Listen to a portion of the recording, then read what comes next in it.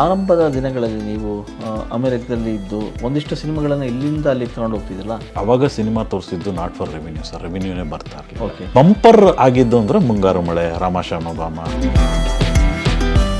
ಆಗಿನ ಕಾಲಕ್ಕೆ ನೀವು ತೋರಿಸಿದಾಗ ಮುಂಗಾರು ಮಳೆಗೆ ನಿಮಗೆ ಎಷ್ಟು ಇದಾಗಿತ್ತು? 1400 ಜನ ಒಬ್ಬ ಅಟ್ಟೆ ಸ್ಟ್ರೆಚ್ ಎಲ್ಲ ಫುಲ್ ಬ್ಲಾಕ್ ಆಗಿ ಪೊಲೀಸ್ ಬಂದು ಅಲ್ಲಿನ ಜನನೇ ಗಾಬರಿ ಆಗ್ಬಿಟ್ಟಿದ್ದಾರೆ, ಯಾರು ಏನು ಅಂತ.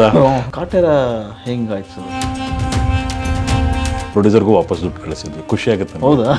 ರಾಕ್ಲೈನ್ ಸರ್ಗೂ ದುಡ್ಡು ಕಳಿಸಿದ್ವಿ. ಸೊ ಎಲ್ಲ ಸರಿ. ಅದಾದ್ಮೇಲೆ ಒಂದು ಬ್ಲಾಕ್ ಬಸ್ಟರ್ ಸಿನಿಮಾ ನೀವು ಕೂಡ ನಿರ್ಮಾಣಕ್ಕೆ ಬರ್ತೀರಿ, ಅದೇ ರ್ಯಾಂಬೋ. ಆ್ಯಕ್ಚುಲಿ ಹೀರೋಯಿನ್ಗೆ ಬಡ್ಜೆಟ್ 10 ಲಕ್ಷ ಇಟ್ಟಿದ್ವಿ, ಎಲ್ಲರೂ ಕತೆ ಕೇಳಿದ್ರು, ಯಾರೂ ಒಪ್ಕೊಳ್ಳಿಲ್ಲ.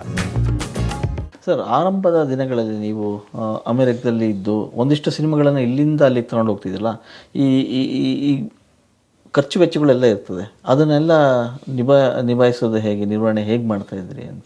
ಸರ್, ಅವಾಗ ಸಿನಿಮಾ ತೋರಿಸಿದ್ದು ನಾಟ್ ಫಾರ್ ರೆವಿನ್ಯೂ ಸರ್, ರೆವಿನ್ಯೂನೇ ಬರ್ತಾ ಇರಲಿಲ್ಲ. ಯಾಕೆಂದರೆ ಅವತ್ತಿನ ಕಾಲಕ್ಕೆ 35mm ಪ್ರಿಂಟ್, ಆ 35mm ಒಂದು ಪ್ರಿಂಟ್ ಅಂದ್ರೆ 60,000 ರೂಪಾಯಿ. ಅದನ್ನು ಕೊರಿಯರ್ ಮಾಡಿಸ್ಬೇಕಂದ್ರೆ 50,000 ರೂಪಾಯಿ, 1,10,000 ರೂಪಾಯಿ ಅಷ್ಟೇ. ಅದು ನಾವು ಇನ್ವೆಸ್ಟ್ ಮಾಡಬೇಕು. ಅಲ್ಲ, ಅಮೆರಿಕದಲ್ಲ ವೀಕೆಂಡ್ ಶೋಸೇ ಅಲ್ವಾ? ಹೌದು, ವೀಕೆಂಡ್ ಶೋ. ಸೊ ಇದು ತರಿಸ್ಕೋಬೇಕಲ್ಲ ಪ್ರಿಂಟರ್, ಅದಕ್ಕೆ 1,10,000 ರೂಪಾಯಿ. ಸೊ ಒಂದು ಶೋ ತೋರಿಸ್ತೀವಿ, ಒಂದು ಶೋ ತೋರಿಸಿದ್ರೆ 100 ಜನ ಬರ್ತಾರೆ ಸರ್. ಸೊ ಅಷ್ಟೇ, $6 ಟಿಕೆಟ್, $600, $300 ರೆಂಟ್. ಸೊ ಉಳ್ಕೊಳ್ಳೋದು $300. ಈ $300 ಆಯ್ತಲ್ವಾ, ಈ ಪ್ರಿಂಟ್ ಇನ್ನೊಂದು ಕಡೆ ಕಳಿಸೋದಕ್ಕೆ $100 ಬೇಕು. ಸೊ ಉಳ್ಕೊಳ್ಳೋದೇ $200. ಎಷ್ಟು ಸರ್? $200, 10,000 ರೂಪಾಯಿ. ಈ ಥರ ಒಂದು 10 ಕಡೆ ತೋರಿಸಿದ್ರೆ 1 ಲಕ್ಷ ಬರುತ್ತೆ. ಆ 1 ಲಕ್ಷ ನೀವು ಇನ್ವೆಸ್ಟ್ ಮಾಡಿದ್ರಲ್ಲ ಸ್ಟಾರ್ಟಿಂಗ್ 1 ಲಕ್ಷ ಅಷ್ಟೇ. ಆ ಥರ ಬಂದಿದ್ದು. ಬಟ್ ಬಂಪರ್ ಆಗಿದ್ದು ಅಂದರೆ ಮುಂಗಾರು ಮಳೆ, ರಾಮಶ್ಯಾಮ ಬಾಮ, ಜೋಕ್ವಾಲ್ಸ್ ನಾನಲ್ಲಿದ್ನಲ್ಲ, ಅದು ಚೆನ್ನಾಗಾಯ್ತು. ಮಧ್ಯೆ ಮಧ್ಯೆ ಈ ಥರದ್ದೊಂದು ಬರುತ್ತೆ, ಒಂದು 2-3 ಲಕ್ಷ, 5 ಲಕ್ಷ, 6 ಲಕ್ಷ ಕಲೆಕ್ಷನ್ ಆಗ್ಬೋದು. ಸೊ ಆ ಥರ ಮಾಡಿದ್ದು ಸರ್. ಇದು ಜಸ್ಟ್ ಫಾರ್ ಎಕ್ಸ್ಪೋಜರ್ ಸರ್. ಇದೆಲ್ಲ ನೀವೇ ರಿಸ್ಕ್ ತೊಗೊಂಡು ತರ್ಸ್ಕೊಂಡು ಮಾಡ್ತಾ ಇದ್ದೀವಿ ನಿಮ್ಮ ಖರ್ಚು ವೆಚ್ಚದಲ್ಲಿ. ಹೌದು ಸರ್. ಅದು ವಾಟ್ ಎವರ್ ಸಿನಿಮಾ, ಅದು ದುಡ್ಡು ಬರುತ್ತೆ ಬಿಡುತ್ತೆ, ಸೆಕೆಂಡ್ರಿ ಅಂದರೆ ಪ್ರೀತಿ ಅಂದರೆ ಆ 1 ಲಕ್ಷ ಒಂದು 2 ವಾರ ಎಕ್ಸ್ಟ್ರಾ ಕೆಲಸ ಮಾಡಿದ್ರೆ ಅಥವಾ ಒಂದು 2 ವಾರ ಕೆಲಸ ಮಾಡದೇ ಇದ್ರೆ ವಿ ಕ್ಯಾನ್ ಸಸ್ಟೈನ್. ಹೌದು. ಸೊ ಆ ಥರ ನಿಟ್ಟಿನಲ್ಲಿ ಮಾಡಿದ್ದೆ ಸರ್. ಇಲ್ಲಾಂದ್ರೆ ಮಾಡೋಕ್ಕೆ ಆಗಲ್ಲ. ನೀವು ಹೆಂಗೆ ಮಾಡ್ತೀರಾ ನೀವು? There is no way to do it. ಆಮೇಲೆ ಕೆಲವೊಬ್ರು ಸಿನಿಮಾ ತೋರಿಸ್ದಲ್ಲಪ್ಪ, ಯಾರೊಬ್ರು ಬರ್ತಾರೆ, ನಾಗೇಂದ್ರ ಏನು ಖರ್ಚು ಅಂದರೆ, ಇಲ್ಲ ಸೊ ತಗೋ ಒಂದು $500 ಅಂತ ಯಾರೊಬ್ರು ಡಾಕ್ಟ್ರು ಬರ್ತಾರೆ, ಕ್ಯಾಶ್ ಕೊಟ್ಬಿಡ್ತಾರೆ. ಸೊ ಆ ಥರ ಏನಾದ್ರು ಒಂದು ಯಾರೋ ಸ್ಪಾನ್ಸರ್ ಸಿಕ್ಕಿದಾಗ it will work out. So profit ಅನ್ನೋದಿಲ್ಲ ಸರ್ ಡಿಸ್ಟ್ರಿಬ್ಯೂಷನಲ್ಲಿ. ಬಟ್ ನಾವು after digital, yes, if a movie becomes viral then 50 screens, 60 ಅದು ಬರುತ್ತೆ. ನಾವು ಮಾಡಿದೆಲ್ಲ ಪ್ರಿಂಟ್ ಕಾಲಕ್ಕೆ ಮಾಡ್ತಾ ಇದ್ವಿ. ಅದೇ ಪ್ರಿಂಟ್ ಕಾಲಕ್ಕೆ ಮಾಡುವಾಗ ನೀವು ಮುಂಗಾರು ಮಳೆ ಉದಾಹರಣೆ ಕೊಟ್ಟರೆ ಇಟ್ಸ್ ಎ ಬಿಗ್ ಇದೆ ಅಂತ ಹೇಳಿ. ಸೊ ಆಗಿನ ಕಾಲಕ್ಕೆ ನೀವು ತೋರಿಸಿದಾಗ ಮುಂಗಾರು ಮಳೆಗೆ ನಿಮಗೆ ಎಷ್ಟು ಇದಾಗಿತ್ತು? ಯಾಕಂದರೆ ಇಲ್ಲಿಯೇ 100 ಕೋಟಿ ಆಗಿದ್ದಂಥದ್ದು. ಒಂದು ಕುತೂಹಲಕ್ಕೆ ಕೇಳ್ತೀವಿ. ಇಲ್ಲ ಸರ್, ಅದು ಆಲ್ಮೋಸ್ಟ್ 25-30 ಲಕ್ಷ ರೂಪಾಯಿ ಕಲೆಕ್ಷನ್ ಆಗಿತ್ತು. Very good. ಅಲ್ಲಿ ಅಮೆರಿಕದಲ್ಲಿ ಸರ್, ಅಂದರೆ ಥಿಯೇಟರ್ ರೆಂಟ್ ಎಲ್ಲ ಬಿಟ್ಟು. ಓಹೋ. So massive sir. ಅದು ಒಂದು ಥಿಯೇಟ್ರಲ್ಲಿ ತೋರಿಸಿದಾಗ, ಕ್ಯಾಲಿಫೋರ್ನಿಯಾದಲ್ಲಿ ಒಂದು ಜಾಗದಲ್ಲಿ ಥಿಯೇಟ್ರಲ್ಲಿ ತೋರಿಸಿದಾಗ, ಅದು ಇಂಡಿಯನ್ ಥಿಯೇಟ್ರು, ನಂಬ್ತಿರೋ ಬಿಡ್ತಿರೋ, ಆ ಇಂಡಿಯನ್ ಆ ಥಿಯೇಟರ್ ಪಾರ್ಕಿಂಗ್ ಲಾಟ್ ಫಿಲ್ ಆಗಿ, ಎದುರುಗಡೆ ಮಾಲ್ ಪಾರ್ಕಿಂಗ್ ಲಾಟ್ ಫಿಲ್ ಆಗಿ, 1400 ಜನ ಅಟ್ಟೆ ಸ್ಟ್ರೆಚ್, 2 ಸ್ಕ್ರೀನ್ ಇತ್ತು, 500 ಚಿಲ್ಲರೆ ಎಲ್ಲ ಫುಲ್ ಬ್ಲಾಕ್ ಆಗಿ ಪೊಲೀಸ್ ಬಂದು ಅಲ್ಲಿನ ಜನನೇ ಗಾಬರಿ ಆಗ್ಬಿಟ್ಟಿದ್ದಾರೆ, ಯಾರು ಏನು ಅಂತ. ಸೊ ಆ ಥರ ಬಂತು ಸರ್. ಅದಕ್ಕಂತೂ ವಾಪಸ್ ಹೋಗಲ್ಲ, ಕೆಳಗೆ ಕುತ್ಕೊಂಡು ನೋಡಿದ್ದಾರೆ ಸರ್. ಗಾಂಧಿ ಸೀಟ್ ತರ ನಾವು ಹೋಗಲ್ಲ ವಾಪಸ್, ನಾನು 100 ಮೈಲ್ ಡ್ರೈವ್ ಮಾಡ್ಕೊಂಬಂದಿದ್ದೀನಿ, ನಾನು ಹೋಗಲ್ಲ, $10 ತಗೊಳ್ಳಿ ಟಿಕೆಟ್, ನಾನು ಕೆಳಗೆ ಕುತ್ಕೊಂಡು ನೋಡ್ತೀನಿ. ಕೆಳಗೆ ಕುತ್ಕೊಂಡು ನೋಡ್ರೆ 100 ಜನ ನೋಡಿದ್ದಾರೆ. ಸೊ ಅದು that was A trend sir. ಮುಂಗಾರು ಮಳೆ ಬಹುಶಃ ಇಲ್ಲಿ ಅಷ್ಟೆಲ್ಲ ಅಲ್ಲೂ ದಾಖಲೆ ಎಲ್ಲ ಕಡೆ ಫೋನ್ ಮಾಡಿ ಕೇಳೋರು, ಸರ್ ನಾನು ಬರ್ತಾ ಇದ್ದೀನಿ, ನಾನು ಕೆಳಗಾರ ಕೂರಿಸಿ ಸಿನಿಮಾ ತೋರಿಸಿ, ಬಟ್ ನಾನು ವಾಪಸ್ ಹೋಗಲ್ಲ, ಯಾಕಂದ್ರೆ ನಾವು 200 ಮೈಲ್ ದೂರ ಡ್ರೈವ್ ಮಾಡ್ಕೊಂಡು ಬರ್ತೇವೆ. ಆ ಥರ ಇನ್ಸ್ಟೆನ್ಸ್ ಅದೊಂದೇ ಸಿನಿಮಾ ಸರ್. ಬಹುಶಃ ಅದಕ್ಕೂ ಮೊದಲು ನಾಗೇಂದ್ರ ಅವ್ರ ಕೈಯಿಂದ ನಷ್ಟ ಆಗಿದ್ದೆಲ್ಲ ಲಾಭ ಬಂದ್ಬಿಟ್ಟಿದೆ ಆ ಸಿನಿಮಾ. ಇಲ್ಲ ಸರ್, ಅದು ಮನುಮೂರ್ತಿ ರೈಟ್ಸ್ ತಗೊಂಡಿದ್ರು ಅವ್ರು ನಮಗೆ ಜೋಕ್ ವಾಲ್ಸ್ ಅಲ್ಲಿ ಎಲ್ಲ ಸಪೋರ್ಟ್ ಮಾಡಿದ್ರಲ್ಲ. ಸೊ ನಾವೇನು ತಗೊಳ್ಳಿಲ್ಲ ಸರ್. ಇಷ್ಟು ಜನ ಬಂದ್ರು ಅನ್ನೋದೇ ಖುಷಿ sir. Why do we need money sir, ಯಾವ software job, you take it sir ಅಂತ ಪಾಪ ಅವರು ಕೊಟ್ಟರು. ನಾಗೇಂದ್ರ ಪರವಾಗಿಲ್ಲ, ನನಗೆ ಒಂಥರ ಹೆಲ್ಪ್ ಆಯಿತು ಅಂತೇಳಿ ಅವರು ಮಾಡಿದ್ರು. ಬಟ್ ಕೆಲವೊಮ್ಮೆ ಇಲ್ಲಿಂದ ಆ ಕಡೆ ತಗೊಂಡೋಗಿ ರಿಸ್ಕ್ ತಗೊಂಡು ಸಿನಿಮಾ ತೋರಿಸೋದು ರಿಸ್ಕ್ ಅಂತ ಅನಿಸಲ್ವಾ ನಿಮಗೆ? 100% ಅನಿಸುತ್ತೆ ಸರ್. ಈಗ without risk you can do anything in life sir. ಈಗ ನಾನು ಯಾರೋ ನೀವು ಹೇಳೋದ್ರಲ್ಲ ಒಳ್ಳೆ ಕ್ವಶನ್, ಯಾರೋ ಕೇಳಿದ್ರೆ ನಾಗೇಂದ್ರ ಅಮೆರಿಕಾಗೆ ಹೋಗಿದ ತಕ್ಷಣ ಕಷ್ಟಪ್ಪ, ಯಾಕಂದ್ರೆ ಲೇ ಆಫ್ ಮಾಡಿಬಿಟ್ರೆ ಏನು ಮಾಡ್ತೀರಾ, ತುಂಬ ಲೇ ಆಫ್ ಆಗುತ್ತೆ. ಸೊ ಅದು ಆ ರಿಸ್ಕ್ ಇದ್ದಿದ್ರು ಇಷ್ಟು ಜನ ಯಾಕೆ ಸರ್ ಅಮೆರಿಕಾಗೆ ಹೋಗ್ತಾರೆ?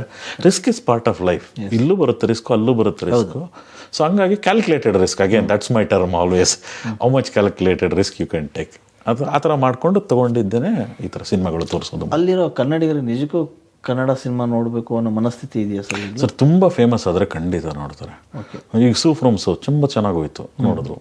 ಸೊ ಕಾಟೇರ ತೋರಿಸಿದ್ವಿ, ಎಲ್ಲರೂ ಹೇಳಿದ್ರು ನೋಡಲ್ಲ ಅಂತ. ನಾನು ಹೇಳಿದೆ ಕಂಟೆಂಟ್ ಸ್ಟ್ರಾಂಗ್ ಇದೆ ಗುರು, I have travelled with the story, ನನಗೆ ಗೊತ್ತು. ತೋರಿಸಿದ್ವಿ. ದರ್ಶನ್ ಪಿಕ್ಚರ್ಗೂ ಜನ ಬಂದಿದ್ರು. ಆ್ಯಕ್ಚುಲಿ ಅಲ್ಲಿ ಅಮೇರಿಕನ್ ಕನ್ನಡಿಗರಿಗೆ ನೀವು ತೋರಿಸೋ ಮುಂಚೆ ಅವ್ರನ್ನ ಅಪ್ರೋಚ್ ಮಾಡ್ತೀರಾ ಅಥವಾ? ಇಲ್ಲ, ಈಗ ಏನಾಗಿದೆ ಗೊತ್ತಾ ಸರ್, ಈಗ 7 ಮೇಲೆ ಸೇಮ್ ಡೇ ರಿಲೀಸ್ ಮಾಡಿದ್ರು, ಮಾಡಲಿಲ್ಲ ನಾನು. ನನಗೆ ವರ್ಡ್ ಆಫ್ ಮೌತ್ ರಿವ್ಯೂಸ್ ಎಲ್ಲ ಭಾಳ important, because it's a very different subject. ತುಂಬ ಜನ ಮೆಸೇಜ್ ಮಾಡ್ತಿದ್ದಾರೆ, ಫೇಸ್ಬುಕ್ ವಾಟ್ಸಪ್ಪಲ್ಲೆಲ್ಲ ಮೆಸೇಜ್ ಮಾಡಿದ್ರು. ಸೊ ಒಂದು ಫಿಲ್ಮ್ ಇಟ್ಟಾಗ್ಬಿಟ್ರೆ ತುಂಬ ಜನ ಮೆಸೇಜ್ ಮಾಡ್ತಾರೆ, ಆಟೋಮೆಟಿಕಲಿ ಬಂದ್ಬಿಡ್ತಾರೆ. ಸೊ ಏನು ತೊಂದರೆ, ಬೇಡಿಕೆ ಬಂದಷ್ಟು ಒಳ್ಳೇದು. ಆಮೇಲೆ ಇವಾಗ ಮೊದಲ ಥರ ಇಲ್ಲ ಸರ್, ಈಗ ಆಲ್ ಓವರ್ US ಒಂದೇ ದಿನ 50 ಸೆಂಟ್ರಲ್ಲಿ ಹಾಕ್ಬೋದು, ಒನ್ ಟೈಮಲ್ಲಿ ಅದಿರಲಿಲ್ಲ. ಸೊ ಇವತ್ತು ಸ್ವಲ್ಪ ಮಾರ್ಕೆಟ್ ಬಿಲ್ಡ್ ಆಗಿದೆ again, only for films which has been a blockbuster year. Average films ತೋರ್ಸೋಕ್ಕಾಗಲ್ಲ, ಗುಡ್ ಕಂಟೆಂಟ್ ಇರೋ ಸಬ್ಜೆಕ್ಟ್ ವಿತೌಟ್ ಸ್ಟಾರ್ ಕ್ಯಾಸ್ಟ್ ತೋರ್ಸೋಕ್ಕಾಗಲ್ಲ. Something which has worked out of the box ಅಷ್ಟೇ ನೋಡೋಕೆ. Kaatera ಹೆಂಗಾಯ್ತು sir ಅಲ್ಲಿ ನೀವು ತೋರಿಸಿದ್ದು? ಚೆನ್ನಾಗಿತ್ತು. ಒಂದು 23-24 ಲೊಕೇಶನ್ಸ್ ಎಲ್ಲ ಹಾಕಿದ್ವಿ, ನೋಡಿದವ್ರು ಎಲ್ಲರಿಗೂ ಇಷ್ಟ ಆಯಿತು. ಸೊ ನಾವು ಪ್ರೊಡ್ಯೂಸರ್ಗೂ ವಾಪಸ್ ದುಡ್ಡು ಕಳಿಸಿದ್ವಿ, ಖುಷಿ ಆಗುತ್ತೆ. ಹೌದಾ? ರಾಕ್ಲೈನ್ ಸರ್ಗೂ ದುಡ್ಡು ಕಳಿಸಿದ್ವಿ, ಅವ್ರಿಗೂ ನಂಬಿಕೆ ಇರಲಿಲ್ಲ, ಯಾಕೆಂದರೆ ದರ್ಶನದ ಹಳೆ ಫಿಲ್ಮ್ಸ್ ಯಾವುದೂ ಹೋಗಿರಲಿಲ್ಲ ಅಂತ. ಸಬ್ಜೆಕ್ಟ್ ಚೆನ್ನಾಗಿದ್ರೆ ನೋಡ್ತಾರೆ ಸರ್, ಅದೇನು ತೊಂದರೆ ಇಲ್ಲ, it has to connect to them. So ಅದಾಯಿತು, ಸೂ ಫ್ರಮ್ ಸೋ ಆಯಿತು. ಈಗ ನಂದು ನೆಕ್ಸ್ಟ್ ವಾರ ಮಾಡ್ತೀನಿ ರಿಲೀಸು, ಖಂಡಿತ ಮಾಡ್ತೀನಿ. ಅಲ್ಲಿ ಯೂಶಲಿ ಒಂದು ಪ್ರಶ್ನೆ ಏನು ಅಂತಂದರೆ, ನಾನು ಕುತೂಹಲಕ್ಕೆ ನಿಮಗೆ ಕೇಳ್ತೀನಿ, ಅಬ್ರಾಡಲ್ಲಿ ಸಿನಿಮಾಗಳು, ಕನ್ನಡ ಸಿನಿಮಾಗಳು ಅಲ್ಲಿ ರಿಲೀಸ್ ಆಗ್ತಾಯಿದೆ ಅನ್ನೋದು ಜಸ್ಟ್ ಬರೇ ಒಂದು ಹೆಸರಿಗ ಅಥವಾ ನಿಜಕ್ಕೂ ಅಲ್ಲಿ ವರ್ಕೌಟ್ ಆಗುತ್ತಾ ಅಂತ? ಅದೇ ಸರ್, ಬ್ಲಾಕ್ ಬಸ್ಟರ್ ಸಿನಿಮಾ ಆದರೆ ವರ್ಕೌಟ್ ಆಗುತ್ತೆ. ಓಕೆ, ನಾವು 10 ವರ್ಷಕ್ಕೆ ಮುಂಚೆ ನಾನು ಹೋಗಿದ್ದು ವಸ್ತ್ರಲ್ಲಿ ತೋರಿಸಿದ್ದು just for name sake. Okay, ನನ್ನ ಸಿನಿಮಾನು ಅಮೆರಿಕದಲ್ಲಿ ಸ್ಕ್ರೀನ್ ಆಯಿತು ಅನ್ನೋದು ಇತ್ತು. ಅದೇ ಮುಂಗಾರು ಮಳೆ ಇಸ್ ಅನ್ ಎಕ್ಸೆಪ್ಷನ್, ನೀವು ಅದಕ್ಕೆ ಯಾವ ಸಿನಿಮಾನ ಕಂಪೇರ್ ಮಾಡೋಕ್ಕಾಗಲ್ಲ. ಅದಾದಮೇಲೆ ಜೋಗ್ ಫಾಲ್ಸು, ರಾಮಶ್ಯಾಮ ಬಾಮ್ಮ, ರಮೇಶ್ ಸಿನಿಮಾಗಳು ಒಂದು ರೇಂಜ್ಗೆ it will recover and get you some money for sure, because educated audience ರಮೇಶ್ನ ನೀಟಾಗಿ ಕನೆಕ್ಟ್ ಮಾಡ್ಕೊಳ್ತಾರೆ. ಸೊ ಆಗುತ್ತೆ. ಜೋಗ್ ಫಾಲ್ಸು ತುಂಬ ಚೆನ್ನಾಗಿ ಕಲೆಕ್ಷನ್ ಆಯಿತು. ಬೇರೆ ಸಿನಿಮಾಗಳೆಲ್ಲ very difficult to recover. But blockbuster ಆದರೆ ಖಂಡಿತ ರೆವೆನ್ಯೂ ಇದೆ. ಈಗ ಸೂ ಫ್ರಮ್ ಸೋ ರೆವೆನ್ಯೂ ಆಯಿತು. ಸೊ ಆ ಥರ ದೊಡ್ಡ ಸಿನಿಮಾಗಳು ಬ್ಲಾಕ್ ಬಸ್ಟರ್ ಶೋ ಮಾಡಿಸಿದ್ರೆ ನೀವು? ನಾನು ಮಾಡಲಿಲ್ಲ ಸರ್, ಬೇರೆಯವರು ಮಾಡಿದ್ರು. ನಾನು ಇದರಲ್ಲಿ ಫುಲ್ ಬ್ಯುಸಿ ಅಲ್ಲ ಸರ್ ಈಗ.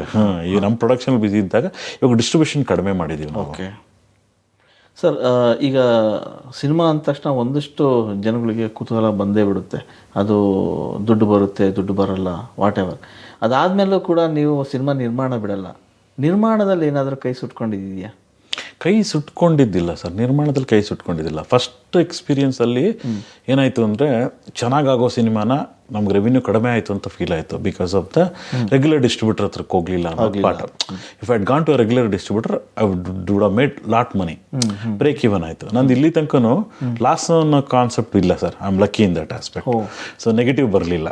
So break even or positive ಆ ರೇಂಜಲ್ಲೇ ಹೋಯ್ತು. ಬಟ್ ತುಂಬಾ ದುಡ್ಡು ಮಾಡಿಲ್ಲ, ತುಂಬಾ ದುಡ್ಡು ಬೇಕಾಗಿಲ್ಲ, ತುಂಬಾ ದುಡ್ಡು ಬಂತಾರೆ ಇನ್ನು ಜಾಸ್ತಿ ರಿಸ್ಕ್ ತೊಗೊಳಕ್ಕೆ ಹೋಗ್ತೀವಿ. ಸೊ ಹಾಗಾಗಿ ಕಂಟೆಂಟ್ ಎಷ್ಟು ಬೇಕೋ ಖರ್ಚು ಮಾಡಿದ್ದು ಎಷ್ಟೋ ಅದು ಬಿಟ್ಟು ಅಲ್ಲಿಗೆ ಬರ್ತಿದ್ರಿಂದ ಐ ವಾಸ್ ಹ್ಯಾಪಿ. ಸೊ ನನಗೇನು ತೊಂದರೆ ಆಗ್ತಿರ್ಲಿಲ್ಲ. ಸೊ ಎಲ್ಲ ಸರಿ. ಅದಾದಮೇಲೆ ಒಂದು ಬ್ಲಾಕ್ ಬಸ್ಟರ್ ಸಿನಿಮಾ ನೀವು ಕೂಡ ನಿರ್ಮಾಣಕ್ಕೆ ಬರ್ತೀರಿ, ಅದೇ ರ್ಯಾಂಬೋ. ಹೌದು ಸರ್, ರ್ಯಾಂಬೋ ಶುರುವಾಗಿದ್ದು, ಅದು ಮಾಡ್ಬೇಕಂತ ಹೊರಟಿದ್ದು ಆಗ ನಿಮಗೆ ಹೇಗೆ ಅನಿಸಿತ್ತು? ಆಮೇಲೆ ಅದಾದಮೇಲೆ ಒಂದು ದೊಡ್ಡ ಸಕ್ಸಸ್ ಕಂಡಂಥ ಸಿನಿಮಾ. ಹೌದು ಸರ್. ಮತ್ತು ಅದಾದಮೇಲೆ ಮತ್ತೆ ಪಾರ್ಟ್ 2 ಕೂಡ ಮಾಡ್ತೀವಿ. ಹೌದು ಸರ್, ಪಾರ್ಟ್ 2 ಮಾಡಿದ್ವಿ ಸರ್. ರ್ಯಾಂಬೋ ಅದೇ ಶರಣ್ ಸರ್ ಪರಿಚಯ ಜೋಗ್ ಫಾಲ್ಸಲ್ಲಿ ಮಾಡಿದ್ರು. ಆಮೇಲೆ ನಂದು ಫಿಲ್ಮ್ ಸ್ಕೂಲ್ಗೆ ಹೋಗಿರೋದು, ಅಲ್ಲಿದ್ದ ಬುಕ್ಸ್ ತೊಗೊಂಬಂದು ಕೂಡ ಓದೋದು, ಅವ್ರಿಗೂ ತುಂಬ ಆಸಕ್ತಿ ಇದೆ. ಜೆಫ್ರಿ ಆರ್ಚರ್, ಓ ಎನ್ರಿ ಬುಕ್ಸ್ ಎಲ್ಲ ಅವರು ಓದ್ತಾರೆ, ಬಂದಾಗೆಲ್ಲ ತಂದ್ಕೊಳ್ಳೋ. ಆಮೇಲೆ ಫಿಲ್ಮ್ ಸ್ಕೂಲ್ದು ಬುಕ್ಸ್ಗಳಿದೆ. ರಾಬರ್ಟ್ ಮೆಕ್ಕಿ ಅಂತ ಒಬ್ರು ಆಥರ್ ಇದ್ದಾರೆ, ಅವ್ರ ಸ್ಟೋರಿ ಅಂತ ಕತೆ ಹೆಂಗ್ ಬರೆಯೋದು ಅಂತಾನೆ ಒಂದು ಬುಕ್ ಇದೆ, STORY ಸ್ಟೋರಿ ಬೈ ರಾಬರ್ಟ್ ಮೆಕ್ಕಿ ಅಂತ. ಆ ಬುಕ್ ಅವ್ರಿಗೂ ತಂದು ಕೊಟ್ಟಿದ್ದೆ. ನಾನು ಎವ್ರಿ ಟೈಮ್ ಫ್ಲೈಟಲ್ಲಿ ಹೋದಾಗ ಆ ಬುಕ್ ಓದ್ತೀನಿ. ಮತ್ತೆ ಕತೆ ಯಾವ ಥರ ಮಾಡೋದು, ಪ್ಲಾಟು, ಸಬ್ ಪ್ಲಾಟು, ಒಂದು ಟ್ರಯಾಂಗಲ್ ಅಂತಿರುತ್ತೆ. ಆ ಟ್ರಯಾಂಗಲಲ್ಲಿ ಕೆಳಗಡೆ ನಿಮ್ಗೆ ಸಬ್ಜೆಕ್ಟ್ ಬಂತು ಅಂದರೆ it will reach to more people. The moment you go more towards the triangle your audience are getting short. ಕೆಳಗಡೆ ಅಂದರೆ ಮುಂಗಾರು ಮಳೆ, ಅಮ್ಮ ಅಪ್ಪಿಗೆ ಕೋನ್, ಆ ಥರ ತುಂಬ ಮೇಲ್ಗಡೆ ಹೋಗ್ತಿದ್ದಂಗೆ ಅರ್ಥ ಆಗದಿರೋ ಪಿಕ್ಚರ್ಗಳು ಬರುತ್ತೆ. ಅಂದರೆ ಯು ಆರ್ ರಿಸ್ಟ್ರಿಕ್ಟಿಂಗ್ ಇರೋದು ಆ ಥರ ಟ್ರಯಾಂಗಲ್. ಸೊ ಆ ಬುಕ್ ಭಾಳ ಫೇಮಸ್ ಈ ಸಿನಿಮಾ ಇದರಲ್ಲಿ. ಸೊ ಆ ಥರ ಬುಕ್ಕೆಲ್ಲ ತಂದು ಕೊಡ್ತಿದ್ದಾಗ ಅವ್ರಿಗೆ ನನಗೆ ಸಿನಿಮಾ ಒಲವು ಜಾಸ್ತಿ ಅಂತೇಳಿ ಕತೆ ಕೇಳಿಸೋದಕ್ಕೆ ನನಗೆ ಬಂದಿದ್ದು. ಪ್ರೊಡಕ್ಷನ್ ಅಂತ ಯಾವತ್ತೂ ಬರಲಿಲ್ಲ. ಬನ್ನಿ ಕತೆ ಕೇಳಿ ಇದಕ್ಕೆ ನಾನು ಫೀಡ್ಬ್ಯಾಕ್ ಕೊಡಿ, ನಿಮಗೆ ಸ್ಟೋರಿ ಸ್ಟ್ರಕ್ಚರ್ ಬಗ್ಗೆ ಎಲ್ಲ ತುಂಬ ನಾಲೆಜ್ ಇದೆ, ನೀವು ಕೇಳಿ ಅಂದರು. ಆವಾಗ ಅವ್ರು ತಮಿಳಲ್ಲಿ ಕತೆ ಹೇಳಿದ್ರು. ಅಷ್ಟೊತ್ತಿಗೆ ಸರ್ ನೀವು ಅಮೆರಿಕಾಗೆಲ್ಲ ಹೋಗಿದ್ರಲ್ಲ, ಎಲ್ಲ ಭಾಷೆ ಸಿನಿಮಾ ನೋಡೋಕೆ ಶುರು ಮಾಡ್ಬಿಟ್ಟಿರ್ತಾರೆ. ಆಮೇಲೆ ಫಾರಿನ್ ಫಿಲ್ಮ್ಸ್ ಎಲ್ಲ ನೋಡ್ತೀರಾ. ಸೊ ಭಾಷೆ ನಿಮ್ಗೇನು ತೊಂದರೆ ಆಗಲ್ಲ. ಸೊ ಇವ್ರು ತಮಿಳಲ್ಲಿ ಕತೆ ಹೇಳೋಕ್ಕೆ ಶುರು ಮಾಡಿದ್ರು. ಕತೆ ಹೇಳಕ್ಕೆ ಕೇಳಿದೆ, 2 ಅವರ್ ಆಯಿತು. ಆಮೇಲೆ ಕೇಳಿದ್ರು, ಸರ್ ಹೆಂಗಿದೆ ಕತೆ? ಕತೆ ಸೂಪರ್ ಸರ್, ಇದು ரொம்ப நல்லா இருக்கு ಅಂತ. ಆಮೇಲೆ ಅವ್ರು ಹೇಳಿದ್ರು, ಸರ್ ಶರಣ್ ಸರ್ ಕಿಟ್ಟ ನಿಂಗೆ ಪೇಸಿಂಗು ಅಂತ. ನಾನು ಮಾತಾಡಿದೆ, ಸರ್ ಕತೆ ತುಂಬ ಚೆನ್ನಾಗಿದೆ, ಬಟ್ ನೀಟಾಗಿ ಎಕ್ಸಿಕ್ಯೂಟ್ ಮಾಡಬೇಕಿದು, ಲೋ ಬಡ್ಜೆಟಲ್ಲಿ ಮಾಡೋಕ್ಕಾಗಲ್ಲ, ಬಡ್ಜೆಟು ಬಟ್ ಕರೆಕ್ಟ್ ಕ್ಯಾಮ್ರಾಮ್ಯಾನ್ ಎಲ್ಲ ಇಟ್ಕೊಂಡು ಚೆನ್ನಾಗಿ ಮಾಡಿದ್ರೆ ಸರ್ ಈ ಸಿನಿಮಾ ವರ್ಕ್ ಆಗುತ್ತೆ. ಆವಾಗ ಮುಂಗಾರು ಮಳೆ ಕ್ಯಾಮ್ರಾಮನ್ ಕೃಷ್ಣನ ಕರ್ಕೊಂಬಂದ್ವಿ. ಅರ್ಜುನ್ ಜನಿ ಅವಾಗ ಒಂದಷ್ಟು ಸಿನಿಮಾ ಮಾಡಿದ್ರು. ಅವ್ರು ಟೈಮ್ ಕೊಟ್ಟು ಮಾಡ್ತಾರ ಅಂತ ಕೇಳಿಕೆ ಮಾಡ್ತೀನಿ. ಅವಾಗ ಅರ್ಜುನ್ ಜನಿ ಬಂದರು. ಆ ಪ್ರಾಸೆಸ್ಸಲ್ಲೇ ನಾನು ತರುಣ್ ಸುಧೀರ್ನ ಮೀಟ್ ಮಾಡಿದ್ದು. ಅಲ್ಲಿಂದ ನಿಮ್ಮ ಅವರ ಒಡನಾಟ ಸ್ಟಾರ್ಟ್ ಆಗಿದೆ ಅಲ್ಲಿ. ಅವರು ಕ್ರಿಯೇಟಿವ್ ಹೆಡ್ ಆಗಿ ಅಲ್ಲಿಗೆ ಮಾಡ್ತೀನಿ ಅಂತ. ನಾನು ಆ್ಯಕ್ಚುಲಿ ಅವ್ರಿಗೆ ಡೈರೆಕ್ಟ್ ಮಾಡಿ ಅಂತಲೂ ಹೇಳಿದೆ ರ್ಯಾಂಬೋನ. ಯಾಕಂದರೆ ನಮ್ಮ ರಿಲೇಷನ್ಶಿಪ್ಪು ಯಾವ ಥರ ಅಂದರೆ, ಸರ್ ಈ ಥರ ಮಾಡೋಣ ಸೀನ್ ಅಂದರೆ ಅದಕ್ಕಿಂತ ಚೆನ್ನಾಗಿ ಬೆಟರ್ಮೆಂಟ್ ಮಾಡೋರು. ಸರ್ ನೀವೇ ಮಾಡ್ಬಿಡಿ ಸರ್ ಡೈರೆಕ್ಷನ್, ನಾನು ನೆಮ್ಮದಿಯಾಗಿ ಮಲ್ಕೊಳ್ತೀನಿ, ಇಲ್ಲ ನನಗೆ ಕಷ್ಟ ಆಗ್ಬಿಡು. ಸರ್ ಅವ್ರು ಮಾಡ್ತಾರೆ, ನಾನು ಇಲ್ಲಿ help you out sir, don't worry ಅಂತೇಳಿ ಅವ್ರು ಮಾಡೋದು. ಆ ಥರದ್ದು ಎಲ್ಲ ಟೆಕ್ನಿಷಿಯನ್ಸು ಸೇರ್ಕೊಂಡು ಸ್ಟ್ರಾಂಗ್ ಟೆಕ್ನಿಕಲ್ ಟೀಮ್ ಮಾಡಿ ಸಿನಿಮಾ ಮಾಡಬೇಕಾಗಿತ್ತು. ಆ್ಯಕ್ಚುಲಿ ಹೀರೋಯಿನ್ಗೆ ಬಡ್ಜೆಟ್ 10 ಲಕ್ಷ ಇಟ್ಟಿದ್ವಿ, ಯಾರೋ ದೊಡ್ಡ ಹೀರೋಯಿನ್ ಕರ್ಕೊಂಬರೋಣ ಅಂತ. ಎಲ್ಲರೂ ಕತೆ ಕೇಳಿದ್ರು, ಯಾರೂ ಒಪ್ಕೊಳ್ಳಿಲ್ಲ. ಅವಾಗ ಸರ್ ನಿಮ್ಮ ಅಪ್ಪ ಅಮ್ಮನೂ ಹುಡುಕಿದ್ರೆ ಗೊತ್ತಿಲ್ಲ, ಶರಣ್ ಸರ್ ನಾನು ಯಾವತ್ತೂ ರೆಕ್ಸ್ತೀನಿ, ಇಷ್ಟು ಹುಡುಗಿ ನೋಡಿದ್ರೆ ಗೊತ್ತಿಲ್ಲ, ಬಟ್ ನಾನಂತೂ ಹೀರೋಯಿನ್ಗಂತೂ ಒದ್ದಾಡ್ಬಿಟ್ಟಿದ್ದೀನಿ ಸರ್, ಯಾರೂ ಹೀರೋಯಿನ್ಗೆ ಒಪ್ಕೊಳ್ತಿಲ್ಲ, ಸಬ್ಜೆಕ್ಟ್ ಮಾತ್ರ ಎಲ್ಲ ಚೆನ್ನಾಗಿದೆ ಅಂತಾರೆ. ಸೊ ನಾನು ನಂಬರ್ 1 ಹೀರೋಯಿನ್ ಕರ್ಕೊಂಬಂದು ಮಾಡಿಸ್ಬೇಕು ಅಂತ ಅಂತಿದ್ದೆ, ಯಾರೂ ಒಪ್ಕೊಳ್ಳಿಲ್ಲ. ಬಟ್ ಇವೆಂಚುಲಿ ಒಂದು ಗೊತ್ತಿರೋರು 1-2-3 ಸಿನಿಮಾದಲ್ಲಿ ಮಾಡಿರೋನ್ನ ಕರ್ಕೊಂಬಂದು ಮಾಡಿಸಿದ್ವಿ. ಸೊ ಅದು ಅದೊಂದು struggle. But after that reviews, ಮೀಡಿಯಾದವ್ರು ಕೊಟ್ಟಿರೋ ರಿವ್ಯೂಸು, ನಾನು ಇವತ್ತು ಹೇಳ್ತೀನಿ ಕಡೆ, ನಾನು ಸಕ್ಸಸ್ಫುಲ್ ಅಂದರೆ 50% ಮೀಡಿಯಾನೇ. ಯಾಕಂದರೆ ಪ್ರೀತಿ ಒಂದು ನನ್ನ ಮೇಲೆ, ಅದೇನೋ ಗೊತ್ತಿಲ್ಲ, ನಾಗೇಂದ್ರ ಬಂದರೆ ಏನೋ ಚೆನ್ನಾಗಿ ಮಾಡಿರ್ತಾರೆ ಅಂತ ಅನಿಸುತ್ತೆ ಅವ್ರಿಗೆ. ಬಟ್ ಮಾಡಿಕೊಡ್ತಾರೆ. ವಿಜಯ್ ಸಾರ್ಥಿ, ಶ್ಯಾಮ್ ಪ್ರಸಾದ್, ನೀವು ಎಲ್ಲ ನನಗೆ ಚೆನ್ನಾಗಿ ಹೆಲ್ಪ್ ಮಾಡಿದ್ರಿ. ಸಿನಿಮಾ ಚೆನ್ನಾಗಿದೆ ಅಂದಿದ ತಕ್ಷಣ ಹೆಲ್ಪ್ ಮಾಡೋದಿದೆಯಲ್ಲ, ಅದಕ್ಕೆ ಬೇರೆ ಮೈಂಡ್ ಸೆಟ್ ಬೇಕು. ಅದ್ರ ಜೊತೆ ಜನ ಅಲ್ಲ, ಬಹುಶಃ ಆಗಿಲ್ಲ ಅಷ್ಟೇ, ಒಂದು ನಾಯಿ, ಒಂದು ಕೋತಿ, ಆಮೇಲೆ ನಿಮ್ದು ಸಿನಿಮಾದ ಹಂದಿ, ಇವೇ ಸಿನಿಮಾದ ಹೀರೋಗಳಾಗ್ಬಿಟ್ಟಿರೋ. ಕರೆಕ್ಟ್. ರ್ಯಾಂಬೋ ಹೆಸರು ಆ್ಯಕ್ಚುಲಿ ಹಂದಿ ಹೆಸರು. ಅದನ್ನೇ ಹೇಳ್ತಿರೋದು ನಾನು. ಅಂದರೆ ಸಿನಿಮಾ ಅದು ಅಷ್ಟು ನೀಟಾಗಿ ಕನೆಕ್ಟ್ ಆಗಿಬಿಡುದು. ಹೌದು ಸರ್. ಅದು ಕತೆ ಕೇಳಿದಾಗ ನಾನು ಈ ಥರದ್ದೆಲ್ಲ ನಾವು ನಮ್ಮ ಅಜ್ಜಿ ಹೇಳಿದ್ರು, ತಾತ ಹೇಳಿದ್ರು, ಹಿಂಗೆ ಗುದ್ದಿದ್ರೆ ಹೋಗ್ಬಾರ್ದು ಅನ್ನೋದು. ಬಟ್ ಸಿನಿಮಾದಲ್ಲಿ ಯಾರು ತೋರಿಸಿಲ್ವಲ್ಲ, ಮಾಡೋಣ ಸಿನಿಮಾ ಅಂತ ಆ ಥರ start. Sir something should ignite you sir, or excite you, then that becomes an important story, then that should get translated on screen. ಆ ಥರ ಆದಾಗಲೇ ನಿಮಗೆ ಅದು ಯೂನಿಕ್ನೆಸ್ ಬರೋದು. ಅವರು ಕಥೆನೇ ಮಾಡಿರಲಿಲ್ಲ, ಅದು ತಮಿಳಲ್ಲಿ ಆ್ಯಕ್ಚುಲಿ ಶಂಕರ್ ಮಾಡಬೇಕಾಗಿದ್ದ ಕತೆ ಅಂತದ್ದು ನನಗೆ ಗೊತ್ತಿರಲಿಲ್ಲ. ಅವ್ರದ್ದೊಂದಷ್ಟು ಸೀರೀಸ್ ಆಫ್ ಪ್ರೊಡಕ್ಷನ್ಸ್ ಫೇಲ್ಯೂರ್ ಆದಾಗ ಇದನ್ನು ಸ್ಟಾಪ್ ಮಾಡಿಬಿಟ್ರು. ಅವ್ರು ನಾನು ತಮಿಳ್ ವರ್ಷನ್ ಕೊಡಲ್ಲ ಸರ್ ನಿಮ್ಗೆ ರೈಟ್ಸ್ ಅಂತಲೇ ಹೇಳಿದರು. ಸರ್ ತಮಿಳು ಆಲ್ರೆಡಿ ಅಲ್ಲಿ ಲಾಕ್ ಆಗಿದೆ ಅಂತ, ನೀನು ಇಟ್ಕೊಳ್ಳಪ್ಪ ತಮಿಳು, ಕನ್ನಡದಲ್ಲಿ ನಾನು ಹೊಸ್ದಾಗಿ ಮಾಡ್ತೀನಿ, ನಂಗೆ ಕೊಟ್ಬಿಡು ಅಂದರೆ ಕನ್ನಡ ಕೊಟ್ಟರು. ಬಟ್ ಎಲ್ಲ ಲ್ಯಾಂಗ್ವೇಜ್ ರೈಟ್ಸು ಕೊಟ್ಟರು, ತಮಿಳು ಬಿಟ್ಬಿಟ್ಟು. ಆ ಥರ ಆಗಿದ್ದೆ ಸಿನಿಮಾ ರ್ಯಾಂಬೋ. ದೇಹದಲ್ಲಿ ಬ್ಯಾಡ್ ಕೊಲೆಸ್ಟ್ರಾಲ್ ಜಾಸ್ತಿ ಆದಾಗ ಹಾರ್ಟ್ ಅಟ್ಯಾಕ್ ಆಗೋ ಚಾನ್ಸಸ್ ಜಾಸ್ತಿ. ಇತ್ತೀಚೆಗಂತೂ ಸಿಕ್ಕಾಪಟ್ಟೆ ನ್ಯೂಸ್ನ ಕೇಳ್ತಾನೆ ಇದ್ದೀವಿ. ಸೊ ಬ್ಯಾಡ್ ಕೊಲೆಸ್ಟ್ರಾಲ್ನ ಕಮ್ಮಿ ಮಾಡೋದಕ್ಕೆ ಉತ್ತಮವಾದ ಆಹಾರ ತುಂಬ ಇಂಪಾರ್ಟೆಂಟು. ಜೀನಿ ಸ್ಲಿಮ್ ಯೂಸ್ ಮಾಡಿ. ಕರೆಕ್ಟ್. ಜೀನಿ ಸ್ಲಿಮ್ನಲ್ಲಿರುವಂತಹ ಎಷ್ಟೋ ಆಹಾರ ಧಾನ್ಯಗಳು ಕೊಲೆಸ್ಟ್ರಾಲ್ ಲೆವೆಲ್ನ ಕಮ್ಮಿ ಮಾಡೋದಕ್ಕೆ ಹೆಲ್ಪ್ಫುಲ್ ಆಗುತ್ತೆ. ಸೊ ಹೆಲ್ದಿ ಆಗಿರಿ, ಜೀನಿ ಸ್ಲಿಮ್ನ ಯೂಸ್ ಮಾಡಿ.